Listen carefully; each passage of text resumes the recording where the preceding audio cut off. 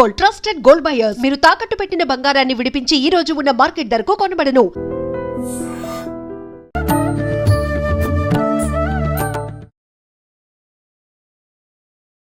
Welcome to I dream. ధర్మ మార్గం with Vijitha కార్యక్రమానికి స్వాగతం.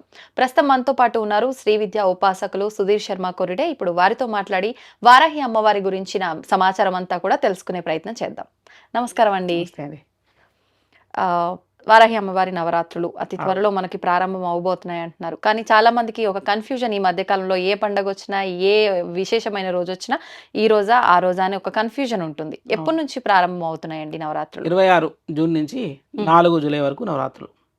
26 జూన్ నుంచి 4 ఆషాఢ శుద్ధ పాడ్యం నుంచి ఆషాఢ శుద్ధ నవమి వరకు 9 రోజులు ఓకే పూజా కార్యక్రమాలు జరుగుతాయి. ఇప్పుడు ఈ అమ్మవారు సప్తమాతృకల్లో ఒకరు అని అంటారు. మరి సప్తమాతృకల్లో ఒకరు అంటారు, అష్టమాతృకల్లో ఒకరు అంటారు. ఎలా చూసుకున్నా 7 లేదంటే 8. మరి 9 రోజులు నవరాత్రులు అంటే బేసిక్ గా ఎవరైనా ఆలోచించేది ఏంటంటే 9 రోజులు నవరాత్రులు అంటే ఒక్కొక్క రోజు ఒక్కొక్క రూపంగా ఆరాధిస్తారు అని చెప్పి. అసలు ఈ సప్తమాతృకల ఆవిర్భావం ఎప్పుడు జరిగింది, ఏంటి ఈ నవరాత్రుల విశిష్టత గురించి తెలియజేయండి. మనకు 9 రోజులు నవరాత్రులు విశేషంగా ఉపాసన చేసుకోవడానికి అదొక లెక్క. ఇప్పుడు మాతృకలు ఉన్నారు, మాతృకలు వచ్చి అమ్మవారి శక్తి స్వరూపాలు. మనకి ఇప్పుడు మనం ప్రొద్దున లేస్తే చండీ హోమం అంటూ ఉంటాం కదా, ఈ చండీ హోమాలలో వీటి గురించి వస్తాయి. మీకు ఒక అధ్యాయంలో మీకు అమ్మవారి ఈ ఏవైతే శక్తులు ఉన్నాయో 7, 8 శక్తులు, సప్తమాతృకలు లేదా అష్టమాతృకలు. 8వ వచ్చి నారసింహి అంటే ప్రత్యంగిర. మీకు మిగతావన్నీ కూడా బ్రాహ్మి, మాహేశ్వరి, కౌమారి, వైష్ణవి ఇవన్నీ ఉన్నాయి కదా. మీకు ఇప్పుడు అందుకే మీకు యథాదేవస్య యద్రూపం యథాభూషణ వాహనం అని చెప్పి మీకు చండీలో వస్తుంది. ఏ దేవత రూపం అయితే ఉన్నదో అదే దేవత యొక్క రూపాన్ని తీసుకొని శక్తి రూపంగా అదే వాహనాన్ని ఎక్కి అదే ఆయుధాలు ధరించి ఈ స్త్రీ శక్తులు ఆవిర్భవించాయని వస్తుంది మనకు దానిలో. అట్లనే మనకు బ్రహ్మ నుంచి బ్రాహ్మి, మహేశ్వరి నుంచి మహేశ్వరి, కుమారస్వామి నుంచి కౌమారి, విష్ణువు నుంచి వైష్ణవి, తర్వాత యజ్ఞవారాహమస్య అని మనకు యజ్ఞవరాహ స్వామి యొక్క రూపం నుంచి వారాహి అనేది వచ్చిందని దానిలో మీకు చంద్రులో చెప్తుంటారు. అట్లనే నారసింహి నృసింహస్య బిభ్రతి సదృశం వపుహు అని నరసింహస్వామి వారికి సమానమైన సేమ్ శరీరాన్ని కలిగి ఏ శక్తిగా వచ్చిందట, నారసింహి అనే ఆ శక్తిగా వచ్చిందట. ఆ నారసింహినే ప్రత్యంగిర అంటాం మనం. సో బేసిక్గా ఇవన్నీ అష్టమాతృకలు, సప్తమాతృకలు. దాని ప్రకారం మనకు పూజా పద్ధతి ఉన్నది. నవరాత్రుల్లో మనం మామూలుగా ఈ ప్రత్యేకంగా ఈ నవరాత్రులు గుప్త నవరాత్రులుగా, ఆషాఢ నవరాత్రులుగా వారాహి అమ్మవారికి అంకితం. సో కాబట్టి ఈవిడకి మనకి ఇప్పుడు మీరు అన్నట్టు రూపాలను చూసుకుంటే మానవులకు ఉపాసనా యోగ్యము అంటే జపం చేసుకునే యోగ్యంగా ఉన్న మంత్రాలు మనకు తెలుగునాట సంబంధించి ఆమ్నాయ మంత్రం అనే గ్రంథంలో మనకు అది మంత్రాలకు చాలామంది ఉపాసకులు మాకు అందరికీ అది దాన్ని ప్రామాణికంగా వాడుతుంటాం. అంటే మనం ఏదైనా జపం చేసుకోవడానికి ఆ జపానికి ఆ ఋషి హృదయాది న్యాసాలను ఉంటాయి అన్నట్టు అవన్నీ క్లియర్గా మెన్షన్ చేసి ఉంటే ఆ మంత్రాలు మనకు ఉపాసనా యోగ్యం. లేదా వాళ్ళ గురు సాంప్రదాయం దాని ప్రకారంగా మనకు ఉపాసన పద్ధతి వస్తూ ఉంటుంది. దాంట్లో మనకు ఈ వారాహి రూపాలు బృహద్వారాహి అని, లఘువారాహి, ఉన్మత్త వారాహి, కిరాత వారాహి, స్వప్న వారాహి, మహిష వారాహి అని మనకు 8 రకాల వారాహి మంత్రాలు ఉన్నాయి మనకు. సో వాటిని మనము ఈ 8 మీరు అన్నట్టు 9 రోజులు, కానీ 8 రోజులు మనం ప్రతి రోజు కూడా బృహద్వారాహి రూపం అంటే సాత్విక రూపం. బృహద్వారాహి రూపంలో మీకు శంఖచక్రాలు ఉంటాయి. సో ఎందుకంటే ఇక్కడ యజ్ఞవారాహ మొదలం రూపం యా విభ్రతోహరే అని చెప్పి చండీలో చెప్తున్నట్టుగా యజ్ఞవరాహస్వామి విష్ణు రూపమే. ఆ యజ్ఞవరాహస్వామికి ప్రతిరూపంగా ఉన్నటువంటి ఈ అమ్మవారు వారాహిగా వచ్చింది కాబట్టి ఆవిడను అత్యంత సాత్విక దేవతగా పూజించి ఈ 9 రోజులు కూడా మనకు అంటే రూపాలు చూపించడం కష్టం, అంత వరాహముఖమే. వాళ్ళకి ఆయుధాలు అవి మారుతూ ఉంటాయి ఒక్కొక్క దేవత ప్రత్యేకతను బట్టి. మనకి ఇప్పుడు మనకు అష్టభుజాలతో ఉంది బృహద్వారాహి, 8 భుజాలు ఉంటాయి. కొన్ని వారాహి అమ్మవార్లకు 4 భుజాలే ఉంటాయి, చేతిలో నాగలి, ఒక దండం ఉంటాయి. సో కాబట్టి ఈ 9 రోజులు మనము బృహద్వారాహిని ప్రత్యేకంగా పూజ చేసుకోవచ్చు. లేదంటే వేరే ఇప్పుడు 8 రకాల వారాహి అమ్మవార్లకి 8 అష్టోత్తరాలు ఉన్నాయి, వాటిని చదువుకుంటూ కూడా ప్రతిరోజు మనం పూజ చేసుకోవచ్చు. ఓకే. ఇప్పుడు ప్రత్యేకించి అంటే ఈ అమ్మవారి రూపాలు కానివ్వండి, అమ్మవారి ఆరాధన గురించి ఎక్కడ ఉంది అంటే ఈ మధ్య కాలంలో మీరు కూడా వినే ఉంటారు, అసలు అమ్మవారు ఏదో కొత్తగా ఒక మనిషిగాక ఫేమ్ వచ్చి బయటకు వచ్చినట్టు అమ్మవారి గురించి కూడా అలా సడన్ గా తెలియటము, పూజలు విధానాల గురించి చెప్పటం వల్ల అసలు ఎక్కడ లేదేమో శాస్త్రాల్లో కొత్తగా పుట్టుకొచ్చిన దేవత గురించి అలా మాట్లాడుతున్నారేమో అనే ఆలోచన వస్తుంది. ఎక్కడ ఉంది అమ్మవారి గురించి కానీ? మనకు చాలా క్లియర్ గా అసలు బ్రహ్మాండ పురాణంలో లలితోపాఖ్యానం అనేటువంటి ఘట్టంలో మనకు లలిత అమ్మవారికి మంత్రినాథ, దండనాథ, వారాహి అమ్మవారిని దండనాథ అంటారు. ఇప్పుడు సంగీతపరంగా చూసుకుంటే ముత్తుస్వామి దీక్షితుల వారు దండనాథయ రక్షితోహం అని కీర్తన కూడా రాసింది ఆయన. సో మనకు మంత్రశాస్త్రంలో ఈ అమ్మవారికి చాలా పెద్ద పీఠ. కాకుండా ఏంటంటే ఆ మంత్రశాస్త్రానికి సంబంధించి ఆ మనిషికి జ్ఞానం ఉంటే కానీ మాట్లాడతాడు, లేకుంటే మాట్లాడాడు. ఉపాసనా పరంగా శ్రీవిద్య ఉపాసన కలిగి ఉండి ఆ. ఇప్పుడు లలితా అమ్మవారికి ఎట్లా అయితే శ్రీచక్రార్చన విధానం ఉన్నదో ఈ వారాహి అమ్మవారికి కూడా వార్తాళి సపర్యా పద్ధతి దండినీ క్రమం అనే అర్చనా విధానం ఉంది. లలితా అమ్మవారికి ఎంత విశేషంగా శ్రీచక్రార్చన ఉందో అంతకంటే ఎక్కువ దేవీ దేవతల సమూహంతో ఈ పరివారం ఇంకా నిండిపోయింది. లలిత వారాహి అమ్మవారు కూడా వారాహి మేరు ఉంటుంది. ఇదేమి మామూలు దేవత కాదు, శ్రీచక్రం ప్రత్యేకంగా. అందుకే ఈ దేవతలకు అన్నిటికీ కూడా మానవులకు ఉపయోగమైనవే, అన్నీ కూడా మానవుల యొక్క కళ్యాణం కోసమే. ఏ దేవతను ఏ మనిషి పూజించినా ఆ దేవత వాడికి ఆశీర్వదించి వాడి యొక్క ఉన్నతిని కలిగజేస్తుంది. వాడికి మనం ఎక్కడ వినము ఈ ఫలానా వ్యక్తి ఈ ఫలానా దేవతను బాగా పూజించాడండి అందుకోసం ఆ దేవత కోపానికి వచ్చిందండి అని వింటాం. ఎక్కడ ఏ మానవుడు ఏ దేవి దేవతను పూజించి నష్టపోయింది లేదు. కాకుంటే ఒక వ్యక్తి గైడెన్స్తో ముందుకెళ్ళాలి. మీరు అన్నట్టు ఇప్పుడు ఇదేమో కొత్తగా వచ్చిన ఫ్యాబ్రికేటెడ్ గాడెస్ కాదు, ఎవరో క్రియేట్ చేస్తే తయారు చేసిన బొమ్మనో బాబానో గురువో కాదు. మనకు ఇప్పుడు దేవీ మహాత్మ్యంలో వారాహి గురించి ఉంది. దానిలో ఎంత మంచి శ్లోకం ఉంది తెలుసా? గృహీతోగ్ర మహాచక్రే దంష్టోద్ధృత వసుంధరే వరాహ రూపిణి శివే నారాయణి నమోస్తే అనే శ్లోకం ఉంది. అది అందరూ పొద్దునే చదువుకోవచ్చు. దానివల్ల అన్ని రకాల భూమి సమస్యలు పోతాయి. కానీ అంటే మనం మామూలుగా అమ్మవారి విషయానికి వస్తే ఆలయాలు ఎక్కడ పడితే అక్కడ ఉండవు. ఇదొకటి దృష్టిలో పెట్టుకుని ఏమంటున్నారంటే అమ్మవారు ఉగ్ర రూపము. కాశీలో మనకి అమ్మవారి గురించి మనం ఎక్కువగా వింటూ ఉంటాం. అక్కడ అమ్మవారిని డైరెక్ట్ వెళ్ళి దర్శించుకోవడానికి అవకాశం ఉండదు, సమయం కూడా కొంత పరిమితి మాత్రమే ఉంటుంది. మరి మిగతా అమ్మవార్లకు ఇలా ఉండదు. అంటే నిజంగా ఈ అమ్మవారి ఆరాధన ఇదంతా అందరూ చేయకూడదేమో, ఉపాసన తీసుకున్న వాళ్ళు మాత్రమే చేయాలేమో, ఈ ధోరణి ఎక్కువైపోతుంది. వీటికి తగ్గట్టుగా ఇలా చూసేవి కూడా కొన్ని దానికి ఆధారంగా తీసుకోవాల్సి వస్తుంది. ఏం లేదు, ఇప్పుడు మీరు అన్నట్టు కాశీ ఒక్క విషయాన్ని తీసుకోవడం సరే. కాశీ అంటే అమ్మవారి క్షేత్రపాలిక అండి.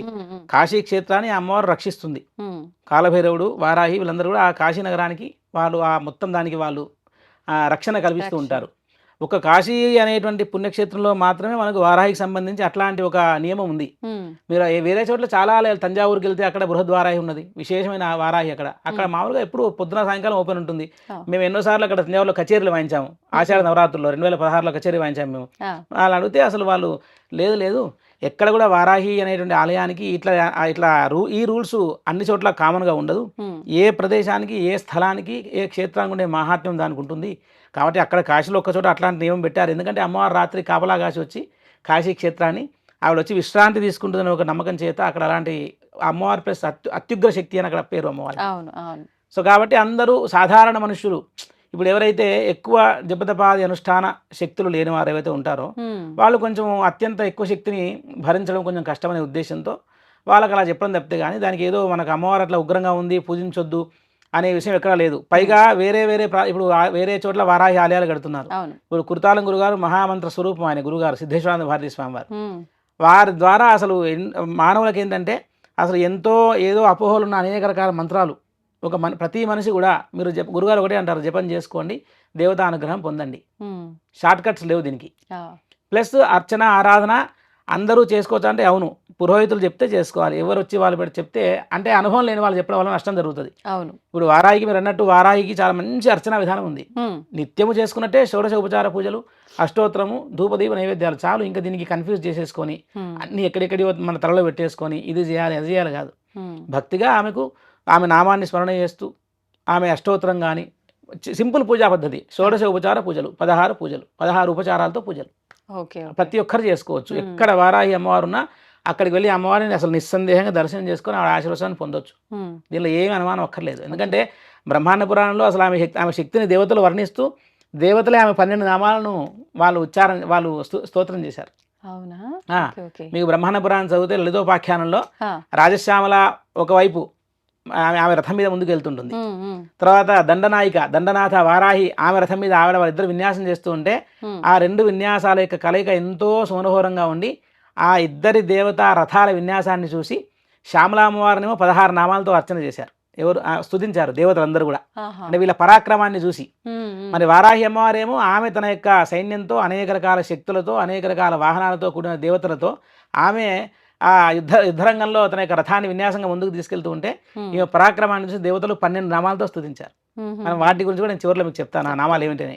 ఇప్పుడు మామూలుగా మీరు చెప్పారు అంటే అందరికీ తెలిసింది వారాహి అంటే వారాహి అమ్మవారు ఒక్కతే, కానీ ఆమె స్వరూపాలు ఉన్నాయని చెప్పారు ఇందాకే.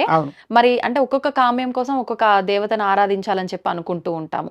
ఇప్పుడు ప్రత్యేకించి వారాహి అంటే ఉగ్ర రూపమేమో, లేదు అంటే ఈ కామ్యానికి ఈ రూపాన్ని ఆరాధించాలేమో, అలా ప్రత్యేకంగా పూజకి మనం ఆరాధించగలిగే అవకాశం ఉన్న రూపం ఏది అమ్మవారిది? వారాహి అమ్మవారు ఏ రూపైనా మనం ఆరాధించవచ్చు. ఎందుకంటే దేవతల ఉగ్ర రూపం అనే దానికి అర్థం ఎప్పుడైనా జనాలకి ఏంటంటే భయపెట్టేది అనేటువంటి ఒక అపోహను తీసుకొచ్చి పెట్టారు.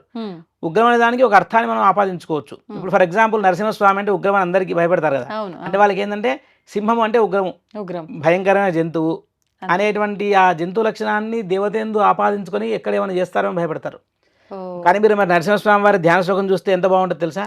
సత్యజ్ఞాన సుఖస్వరూపమవలం క్షీరాబ్ధి మధ్యస్థితం అని ఉంటుంది. ఆయన ఎలా ఉన్నాడట?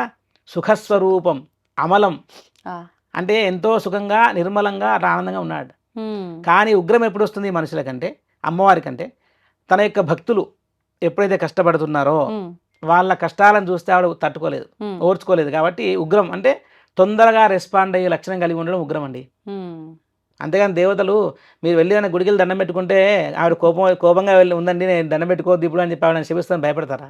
అయ్యో, ఈ మధ్య కొంతమంది చెప్పడం కూడా విన్నామండి సోషల్ మీడియాలో, వారాహి అమ్మవారు ఉగ్ర రూపం కాబట్టి ఆమెను ఎవరన్నా ఆరాధించిండ్రు అంటే వాళ్ళు కూడా ఉగ్రమైన ఆలోచనలు ఎక్కువ వస్తాయి వాళ్ళలో కూడా అని చెప్పి చెప్పడం మొదలు పెట్టారు. అది అంత బేస్లెస్ అండి. ఎంతో ఇప్పుడు అట్లంటే మీకు మహాసిద్ధులు కుర్తాలం గురుగారు పరమ కాళీ ఆయన అపరకాళీ స్వరూపులు. మరి కాళీ అంటే ఎంత ఉగ్రం తెలుసు అందరికి. మరి అసలు వారి వాత్సల్యము, వారి ప్రేమ అంటే ఎందుకు వారి పేరు చెప్తున్నా అంటే ఒక ఎగ్జాంపుల్, ఒక మహనీయుని తెలుసుకోవడం ఒక ఎగ్జాంపుల్. ఇప్పుడు చాలామందికి చిన్న కారపొడి ఇంత వేస్తేనే కారం తట్టుకోలేరు. కొంతమంది చాలా కారం తిని కూడా వారు చాలా తట్టుకునే శక్తి ఉంటుంది. అంటే సింప్లిఫైగా చెప్తున్నా మీకు, సాధారణ మనుషులకు అర్థం కావడానికి. అట్లా ఎక్కడ కూడా ఇప్పుడు మరి శ్రీ విద్య ఉపాసనలో మాకు బగలాముఖి, తర్వాత ఈ వారాహి, కాలభైరవుడు, మిగతా చాలా దేవతల మంత్రాలు మాకు నిత్యానుష్ఠానంలో ఉంటాయి. అది చేస్తే మేము కూడా ఉగ్రంగా అయిపోవడం అట్లాంటిది ఉండదు. మనకేంటంటే దేవతా అనుగ్రహం కలిగి మనిషి జపం చేయగా చేయగా చేయగా ఇంకా బ్యాలెన్స్ అయిపోతాడు. అంటే ఒక సమాధి స్థితికి వచ్చేస్తాడు. అంటే క్వైట్గా కామ్గా అయిపోయి అన్నిటినీ ఒక కళ్ళు మూసుకొని కూర్చొని ఒక విశదీకరించి అనలైజ్ చేసే సిచ్యువేషన్కి వస్తాడు. అదంతా అంటే సాత్విక ఆహారం తింటూ ఏ దేవతనైనా సాత్వికంగా ఉపాసన చేసుకోవచ్చు. మనం ఏమీ ఫిజికల్గా అర్పణ చేయలేము, మనం ఏమీ అసలు పండ్లు పూలు ఏమీ తేలేము, మరి ఏమి లేని పరిస్థితి ఉన్నప్పుడు మరి వాళ్ళు అమ్మవారికి ఏమి ఇష్టం అంటే స్తోత్ర ప్రియ స్తుతిమతి అని లలితా సహస్రనామాలు అమ్మవారి గురించి చెప్తారు. ఆమెకు స్తోత్రం ప్రేమగా పిలిస్తే అమ్మ పలుకుతుంది అనేటువంటి విషయం మనం చాలా భక్తుల విషయాలలో చాలామంది ఎవరైతే అమ్మవారిని ప్రేమగా పిలిస్తే వాడు ధనవంతుడా పేదవాడా భక్తి ఉందా లేదా కాదు, ప్రేమగా అమ్మాని పిలిచారు, నామాన్ని స్మరించారు, అనుగ్రహిస్తుంది. వేరే ఎట్లాంటి వాడికి తావు లేదు. కలికాలంలో ఏ దేవత అయినా సరే సమానమైన శక్తిని కలిగి మనుష్యుల యొక్క అన్ని కోరికలు తీర్చే లక్షణాన్ని కలిగి ఉంటారు. ఎక్కువ తక్కువ అనుకోవడం ఏంటంటే మనకు దసరా వస్తే మనం దుర్గామ్మవారినే ఆవిడే పరదేవత, ఆవిడే మహాశక్తి అని మనం పూజ చేస్తాం. ఎందుకంటే ఆవిడ మీద శ్రద్ధ కుదరడానికి. వారాహి వచ్చింది. వారాహి అంటే మనకు ఆషాఢ నవరాత్రులు ఇప్పుడు కొత్తగా వచ్చింది కాదు, ఎప్పటి నుంచో అనంతకాలం నుంచి ఉపాసకులు రహస్యంగా వాళ్ళ యొక్క ఉపాసన శక్తిని, ఉపాసనా పద్ధతిని వారు ఇంకా బాగా మెరుగుపరుచుకోవడానికి, దేవి అనుగ్రహాన్ని పొందడానికి చేసే ఒక సాధన ఈ వారాహి నవరాత్రులు. ఇప్పుడు ఏంటంటే అమ్మవారు మరి దేవతలు వాళ్ళు ఇష్టం అండి, వాళ్ళు ఎప్పుడు ప్రకటన కావాలంటే అప్పుడే ప్రకటన అవుతారు. అంతే. మనకి తెలుగు నాట తక్కువ పరిచయం వారాహి. తమిళనాడు వెళ్ళండి, కర్ణాటక వెళ్ళండి, అక్కడ ఎక్కువగా పూజిస్తారు, బ్రహ్మాండంగా ఉంది వారాహి పద్ధతి, వారాహి అర్చన, వారాహి ఉపాసకులు. కేరళ వెళ్తే ఎంతో మంది వారాహి ఉపాసన చేసి తంత్ర తాంత్రికులు ఉన్నారు. అట్లా మనకు ఈ దేవతను ఏ రూపంలో ఉన్న దేవతనైనా సరే సంతోషంగా పూజ చేసుకోవచ్చు. ఓకే. మామూలుగా మనకు అంటే ఏ దేవి దేవతలకైనా కూడా ఒక జంతువు గాని పక్షి గాని వాహనంగా ఉంటుంది. అవును. అలా వారాహి అమ్మవారి వాహనం ఉందా ఏంటి? ఉంది. ఇప్పుడు మనకు బ్రహ్మాండ పురాణంలో మీకు లలితోపాఖ్యానంలో చెప్పా కదా, మనకు ఆ వారాహి అమ్మవారట ఒక జంతువుని ఎక్కి ఆవిడ వస్తున్నప్పుడు ఆ జంతువు ఏంటంటే సింహం. దాని పేరు వజ్రఘోషం. ఇప్పుడు అందరూ కింద మామూలుగా ఇన్స్టాగ్రామ్ లో కామెంట్స్ పెడుతుంటారు వజ్రఘోషం అని. అది ఏంటని చూస్తే అమ్మవారి యొక్క వాహనం పేరు వజ్రఘోషం. ఈ ప్రత్యేకమైన దేవత సింహవారాహి, సింహం మీద కూర్చున్న వారాహి. అపరాజిత అంటే సింహం అనేనా? వజ్రఘోషం అంటే మీకు ఇంకా భూమి ఆకాశం దద్దరిల్లిపోయేంత శబ్దం, గర్జించేటువంటి శక్తి గలది అని అర్థం. వజ్రఘోషం అంటే పిడుగుపాటు శబ్దం అర్థం చేసుకోండి. వజ్రఘోషం అంటే పిడుగును వజ్రం అని కూడా అంటారు. సో మనకు అది పిడుగుపడితే ఎంత సౌండ్ వస్తుంది, అవును అవును. అట్లా సింహ గర్జనతో భూమి ఆకాశం దద్దరిల్లిపోతాయట. అట్లాంటి సింహాన్ని ఎక్కి అమ్మవారు కవాత చేస్తుంది, దాని పేరే వజ్రఘోషం సింహవారాహికి. మిగతా మీకు మంత్ర భాగాలలో మహిషవారాహి అని ఉంది, కుక్కుట వారాహి అని ఉన్నది. సో ఇట్లా కొన్ని కొన్ని రూపాలకి ప్రత్యేకమైన మహిషవారాహి దున్నపోతు మీద ఎక్కి వచ్చే అమ్మవారుగా ఆవిడ ప్రసిద్ధి ఉన్నది. సింహం వచ్చి సింహవారాహి, బృహద్వారాహికి సింహం అనేటువంటిది ఆవిడ వాహనం. ఓకే, మీరు ఇందాక అన్నారు నేను ఆఖరిలో చెప్తాను అని చెప్పి, మంత్రం గాని నామం గాని ప్రత్యేకించి ఏ ఆరాధన చేసినా అది ఇంపార్టెంట్ ఖచ్చితంగా. ఈ అమ్మవారికి ప్రత్యేకించి ఏ మంత్రంతో ఆరాధించవచ్చు అంటారు? అమ్మవారికి బ్రహ్మాండ పురాణంలో లలితోపాఖ్యానంలో దేవీ దేవతలు ఈమె పరాక్రమాన్ని చూసి 12 నామాలు అంటే 12 నామాలు ఇచ్చారు. ఆ 12 నామాలు చెప్తారు చూడండి. ఎవరు ఇప్పుడు ప్రతిరోజు చాలాసేపు అష్టోత్తరం చేసుకోలేని వాళ్ళు, కొంచెం నోరు తిరక్క కరెక్ట్గా మామూలుగా సరిగ్గా ఉచ్చారణ చేయలేకపోయే శక్తి ఇబ్బంది ఉన్న వాళ్ళు వీటిని ఏ ఒక్క నామానైనా సరే 108 టైమ్స్ 108 సార్లు జపం చేసుకుంటే బ్రహ్మాండం చాలు. 12 చెప్పగలిగిన వాళ్ళు 12 చెప్పుకుంటే బెటరా? చాలు. 12 చెప్పగలిగిన వాళ్ళు 12 నామాలని 12 × 9 సార్లు చెప్తే 108 పేర్లు అయిపోతాయి. అట్లా కూడా చెప్పుకోవచ్చు. అంటే ఒక సులువు కోసం చెప్పడమే. లేదంటే వారాహి అష్టోత్తరం ప్రత్యేకంగా ఉంది, వారాహి సహస్రనామం ఉంది, వారాహి కవచం ఉంది, వారాహి స్తోత్రం ఉంది, అన్నీ ఉన్నాయి. అంటే ఈ దేవతకు ఎంతో ఉపాసన మార్గం, ఎంతో ఉపాసన పద్ధతి ఉంటే తప్ప కానీ ఇవన్నీ ఉండవు. ఏదో నిన్నగాక మొన్న వచ్చిందంటే కాదు. వారాయికి అసలు ఎంత విశేషమైన ఆవరణార్చన, ఒక్కొక్క ఆవరణం ఒక్కొక్క లేయర్కి ఒక్కొక్క తంతుకి ఆమెకు విశేషమైన అర్చనా పద్ధతి ఉన్నది వారాయికి చాలా. ఇప్పుడు 12 నామాలు చూద్దాం మనం. అలాగే అండి. ఫస్ట్ మొట్టమొదటి పేరు అమ్మవారి పేరు పంచమి. పంచమి తిథి పేరు కదా ఇది, కానీ మీకు సప్తమాతృకల్లో 5వది కాబట్టి పంచమి. ఓకే. తర్వాత ఇంకొకటి అనుకోవచ్చు, పంచమి అంటే పంచభూతాలకి అధిపతి కాబట్టి పంచమి అని కూడా అనుకోవచ్చు. పంచమి అని పేరు ఉంది కాబట్టి మరి ఏం చేసుకోవచ్చు చెప్పంటే పంచమ్యై నమః అని చేసుకోవచ్చు. రెండవది వచ్చి దండనాథ, అంటే యుద్ధ సైన్యాధ్యక్షురాలు, దండాన్ని చేతిలో పట్టుకొని ఆ సైన్యాన్ని అంతా కూడా కమాండ్ చేసి ఆమె కంట్రోల్ చేసేటువంటి సామర్థ్యాన్ని కలది. దండనాథ అంటే క్రమశిక్షణలో పెట్టేటువంటి లక్షణం కలది అనుకోండి. స్కూల్ టీచర్ చేతిలో కర్ర పట్టుకుంటారు, అట్లనే అనుకోవచ్చు. దండనాథాయై నమః అనుకోవచ్చు. ఇది రెండవ పేరు. మూడవ పేరు వచ్చేసి సంకేతాయై నమః. నాలుగవది సమయేశ్వర్యై నమః. ఐదవ పేరు సమయ సంకేతాయై నమః. ఆరవ పేరు వారాహ్యై నమః. ఏడవ పేరు పోత్రిణ్యై నమః. పోత్రి అంటే అడవి పంది అని అర్థం, నిఘంటు అర్థం. సో పోత్రిని అంటే అడవి పంది లాంటి ముఖాన్ని కలది అని అర్థం.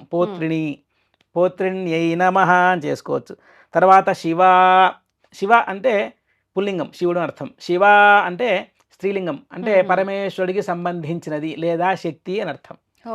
శివ అంటే ఇంకొక అర్థం కూడా ఉంది సౌందర్యలో, శివాకారే మంచి అని వస్తుంది ఒక శ్లోకంలో. శివాకారం అంటే త్రికోణము, ట్రయాంగిల్ ని శివాకారం అన్నారు. అది శక్తి స్వరూపం, అమ్మవారి స్వరూపంగా శక్తి స్వరూపంగా తీసుకోవచ్చు. శివాయై నమః. తర్వాత వార్తాళ్యై నమః. వార్తాళి అనేది కూడా అమ్మవారికి ఇంకొక పేరు. తర్వాత మహాసేనాయై నమః. తర్వాత ఆజ్ఞా చక్రేశ్వర్యై నమః. తర్వాత అరిఘ్నై నమః. అరిఘ్నియై నమః. అరి అంటే శత్రువు, ఘ్న అంటే సంపునది, శత్రువుని హతమార్చినది అంటే అరిఘ్ని అని అర్థం. సో ఈ 12 నామాలు ఏ ఒక్క నామం వాళ్ళకి ఈజీగా ఉన్నా సరే ఓం పంచమ్యై నమః అని జపం చేసుకోవచ్చు. లేదు ఇంక కొంచెం మాకు ఇంకా చిన్న అడ్వాన్స్డ్ వెర్షన్ కావాలి అంటే లలిత మన వారాహి సహస్రనామంలో ఉండే ఒక నామం ఉంది, ఓం ఐం గ్లౌం వారాహ్యై నమః. ఈ నామాన్ని ఐం గ్లౌం వారాహ్యై నమః అని చేసుకోవచ్చు. గ్లౌం అనేటువంటిది వారాహి బీజము. ఎట్లయితే చెట్టు విత్తనంలో మన విత్తనంలో చెట్టు దాగి ఉంటుందో అట్లా ఈ బీజం అంటే విత్తనం తెలుసు కదా, సీడ్ అంటే ఓం శ్రీం క్రీం ఇట్లా ఈ టైప్ లో అది బీజం. అవన్నీ బీజాలే. ఇప్పుడు శ్రీం హ్రీం క్లీం అన్ని కూడా బీజాక్షరాలే. దేవతా తత్వం దాంట్లో ఉంటుంది. ఇప్పుడు మన ఎంతో పెద్ద మర్రి చెట్టు ఇంత చిన్న గింజలో ఉంటుంది, మీరు దాన్ని కట్ చేసి చూపించండి అంటే మీకు కనిపిస్తుంది కదా. దాన్ని కొంచెం సాధన చేయాలి, మంచి మట్టిలో పాతాలి, అది మొలకెత్తాలి, దానికి నీళ్ళు వేయాలి, దాన్ని కాపాడితే అప్పుడు మహావృక్షం అవుతుంది. అట్లా అని చెప్పి కట్ చేసి చూస్తే ఏం కనిపిస్తుంది మీకు, అంటే ఒక ప్రాసెస్, అది వృధా అంతే. కాబట్టి ఈ దేవత వారాహి బీజం కూడా గ్లౌమ్ అనేది బీజం. ఈ గ్లౌమ్ అనే మంత్రాన్ని మనం ఎప్పుడు కూడా కంటిన్యూస్గా మనసులో అనుకుంటూ ఉన్నా కానీ మీకు అమ్మవారి యొక్క అనుగ్రహం కలుగుతుంది. ఓన్లీ గ్లౌమ్, చాలు గ్లౌమ్ దాన్ని కరెక్ట్గా పలకాలి. అదే ప్రాబ్లం, ఎందుకంటే అందరూ చేసుకోవచ్చు, ఎవరికి ఏమి అడ్డు ఆపేం లేదు. కాకుంటే ఒక ప్రాపర్ గైడెన్స్తో ఎక్కడ శ్లోకాన్ని కానీ స్తోత్రాన్ని కానీ ఎక్కడ ఆపాలి, ఎక్కడ ఆ పదాన్ని విడగొట్టాలి, ఎక్కడ కలపాలి తెలుసుకోవాలి. కానీ ఇప్పుడు బీజాక్షర మంత్రం గనక మనకు చేరింది అని అంటే ఖచ్చితంగా గురువు ద్వారానే తీసుకోవాలి కదా. ఇప్పుడు ఇది చేయాలంటే గురువు ద్వారా మామూలుగా నామాల్లో ఒకటి ఓం ఐం హ్రీం శ్రీం శ్రీమాత్రేనం అన్నట్టుగానే ఇది మామూలుగా ఓం ఐం గ్లోం వారాహినమా అని అన్ని నామాలకు కూడా కలిపి చెప్తూ ఉంటారు. ఈ ఐం గ్లోం అనేటువంటిది ఈ ప్రిఫిక్స్, ఈ ముందు ఏవైతే బీజాక్షరాలు ఉన్నాయో మనకు వారాహి సహస్రనామాల్లో అన్ని నామాలకు ముందుగా కలిపి చెప్పుకోవచ్చు. దీనికి ఏమి ఇబ్బంది లేదు, చేసుకోవచ్చు. ఓకే, ఇప్పుడు ఇది పర్టికులర్ గా ఈ వారాహి నవరాత్రులు 9 రోజులే చేసుకోవాలా, లేదు అంటే నిత్యం కూడా చేసుకోవచ్చు అంటే? ఏ దేవత అయినా సరే నిత్య ఉపాస్య దేవతలు వీళ్ళందరూ కూడా పొద్దున్న లేస్తే ఏదో ఇది ఎండాకాలం వానకాలం లాగా కాదు. మనకు మానవుడు తన యొక్క ఉన్నతి కోసం, తన వెల్ఫేర్ కోసం చేయగలిగే ఒకటి పూజ. ఓకే, అది చేయనాడు మనం ఆలోచన చేయాల్సి వస్తుంది. చేసినాడు మనకు ఎంతో పెద్ద కష్టం కూడా ఇంత చిన్నదాంతో వెళ్ళిపోతుంది. కాబట్టి ఏ దేవత అయినా సరేనండి ప్రతి నిత్యము ఉపాసన చేసుకోవచ్చు, ప్రతిరోజు అనుష్ఠానం చేసుకోవచ్చు. దానికి ఏమి నియమం లేదు. పొద్దున స్నానం చేసి పూజ చేసుకుని బయటికి వెళ్ళిపోయారంటే ఇంకా తర్వాత మీ లైఫ్ స్టైల్ మీదే. అన్ని మిక్స్ చేసుకోవద్దు. ఇది తినొచ్చా, అది తాగొచ్చా, ఇది చేయొచ్చా, అది చేయొచ్చా. ఫస్ట్ పొద్దున్నలోగానే స్నానం చేసి శుభ్రంగా ఉన్నప్పుడే పూజ చేసుకుని బయటికి వెళ్ళిపోవడమే. అక్కడ నీకు స్వామివారి దగ్గర అటెండెన్స్ పడ్డది చాలు. ఇంకా తర్వాత ఆ రోజంతా దీనికే లింకప్ చేసుకొని నేను ఇది చేస్తే అది అవుతుందా, అది చేస్తే ఇది అవుతుంది. వారి నిత్యము చేసేటువంటి లైఫ్ స్టైల్ వాళ్ళ దాంతో ముందుకెళ్ళిపోవడమే.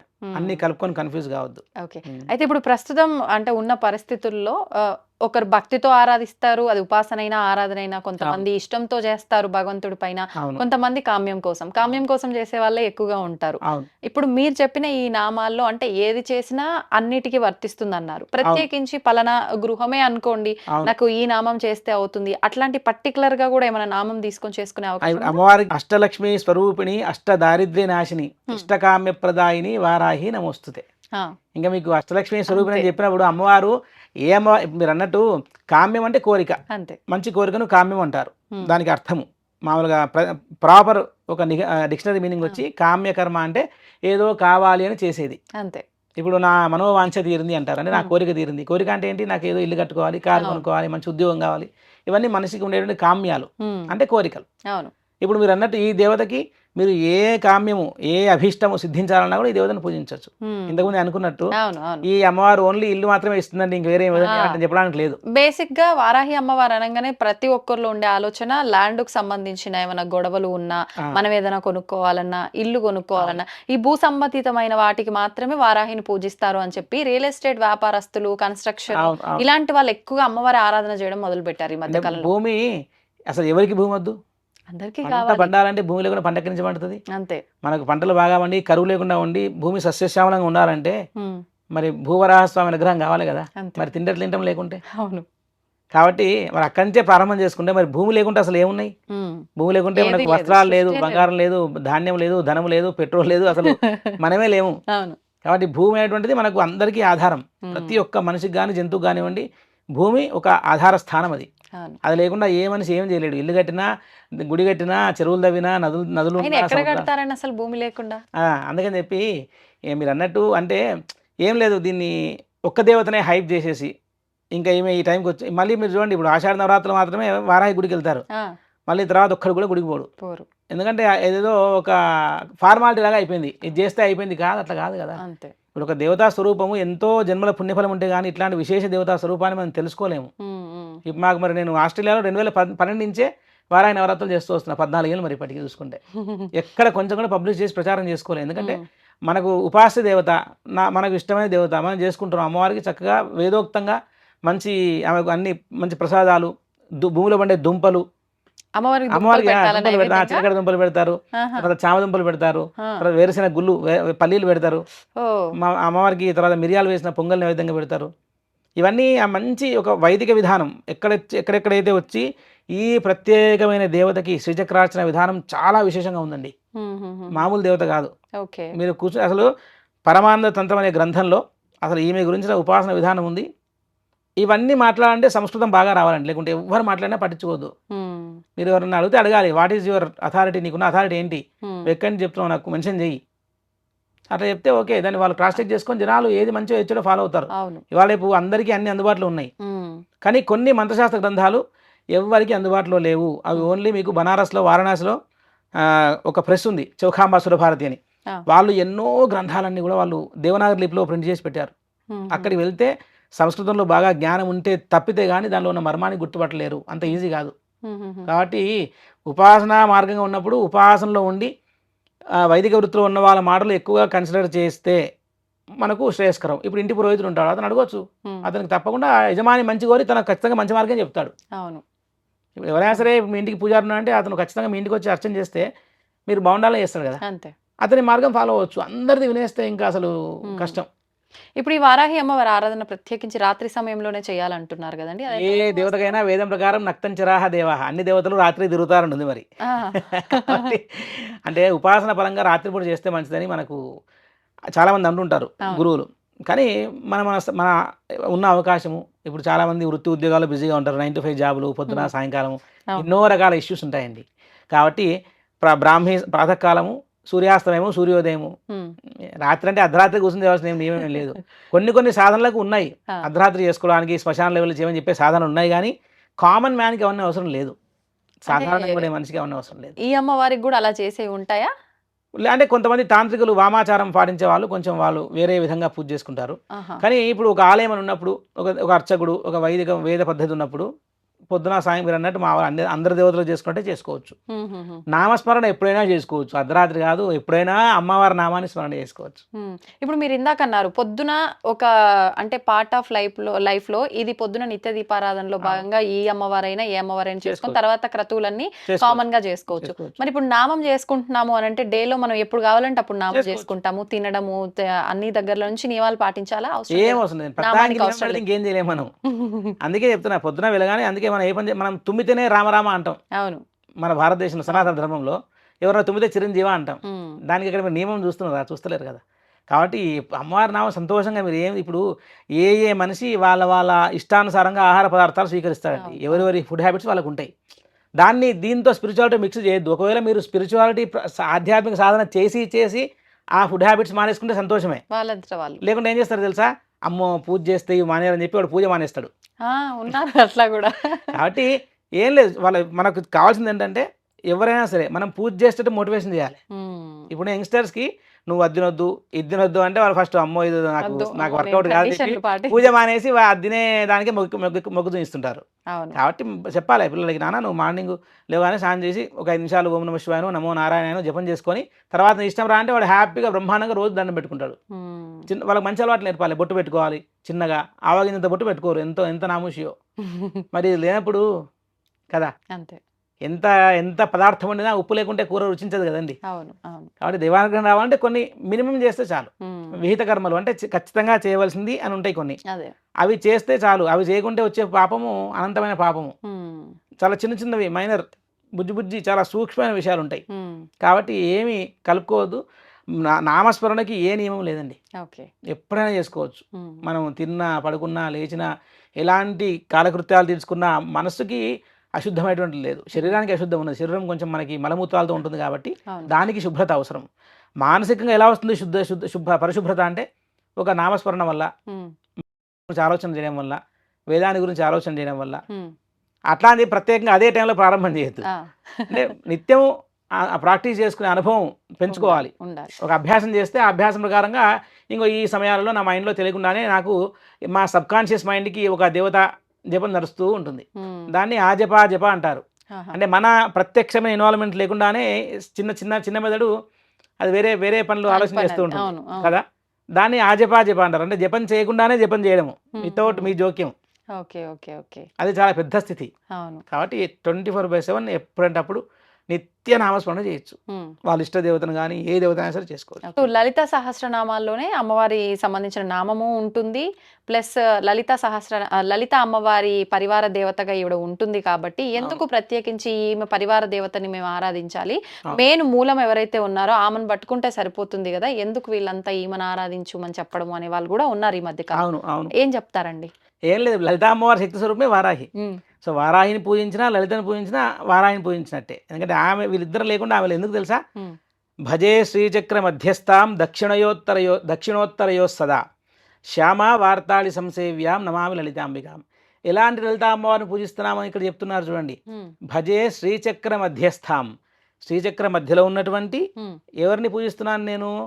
లలిత అమ్మవారిని. ఎలాంటి లలిత అమ్మవారిని పూజిస్తున్నాను? ఎవరితో ఉన్న అమ్మవారిని అంటే దక్షిణోత్తర యోస్తదా. దక్షిణం అంటే కుడివైపు, ఉత్తరం అంటే ఎడమవైపు. దక్షిణ ఉత్తరం అంటే సౌత్ నార్త్ కదా. అమ్మవారు తూర్పు ముఖం చూస్తున్నప్పుడు కుడివైపు దక్షిణం ఉంటుంది, ఎడమవైపు ఉత్తరం ఉంటుంది. సో అమ్మవారికి ఎవరెవరు ఉన్నారు? దక్షిణోత్తర యోస్తదా. సదా అంటే ఎల్లవేళలా, ఎప్పుడో అప్పుడు పార్ట్ టైం జాబ్ కాదు. పక్కన రాజశ్యామల, ఇటు పక్కన వారాహి ఉంటారు. అలాంటి లలిత అమ్మవారిని నేను పూజిస్తున్నా అన్నారు. అంతేగాని ఓన్లీ నేను లలిత అమ్మవారిని పూజిస్తున్నా అనలేదు.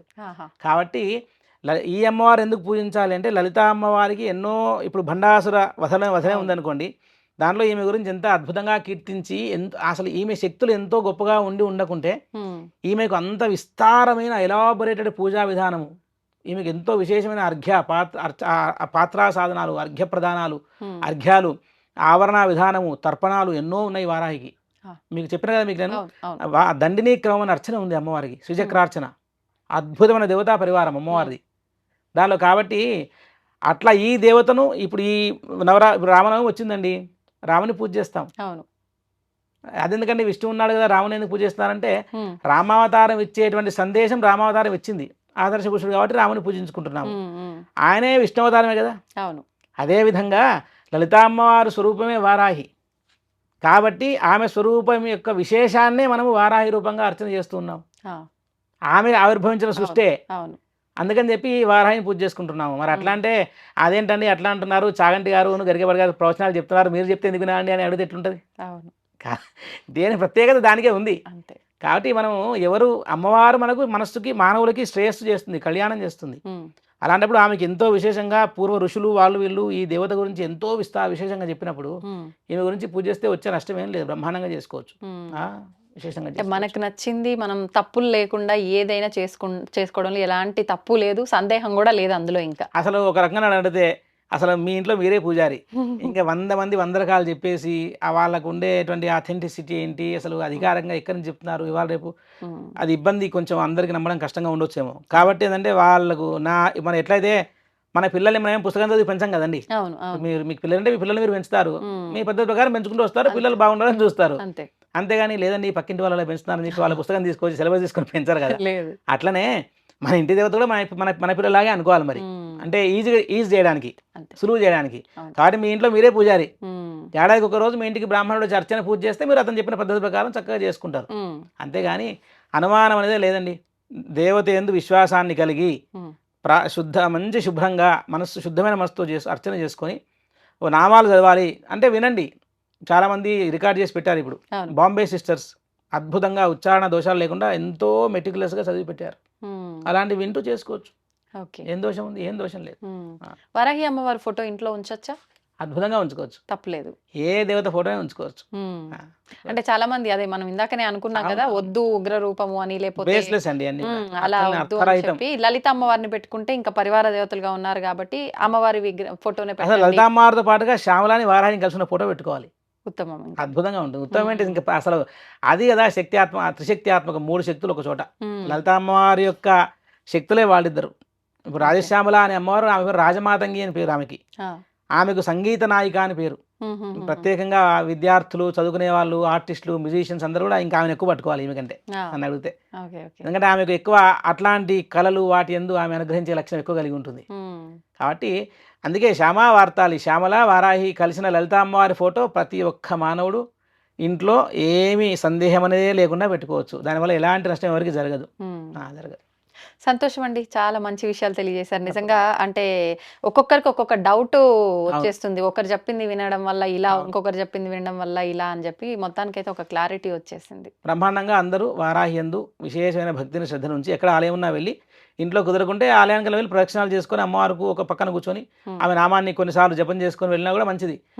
అంటే ఎంతో చేయాలని అనుకోవడం కరెక్ట్ కాదు.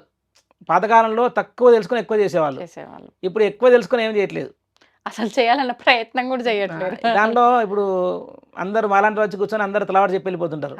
ఎవరిది వినాలి, ఎవరిది చేయాలి అనేటువంటిది చాలా పెద్ద సమస్య అయిపోయింది. కాబట్టి ప్రాపర్గా దేనికైనా సరే అండి, వేదాల్లో, వాటిలో, గ్రంథాల్లో, మనకు ధర్మ గ్రంథాలు అన్నింటిలో కూడా ప్రతిదీ పూజా విధానం మంచిగా మనకు అసలు ఏ ఒక్క క్వశ్చన్ కూడా ఆన్సర్ ఇవ్వకుండా వదిలిపెట్టబడలేదు.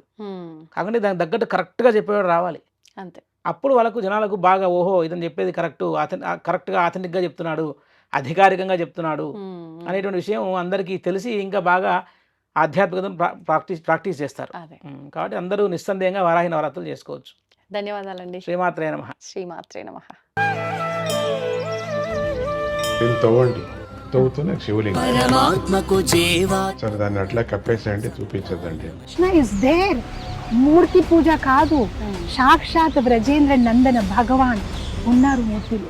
ఏమీ ఆశించకుండా ఆరాధించే వాళ్ళు కూడా ఉన్నారా ప్రభుజీ? నిజమైన భక్తి అంటే మనకు తెలియదు కాబట్టి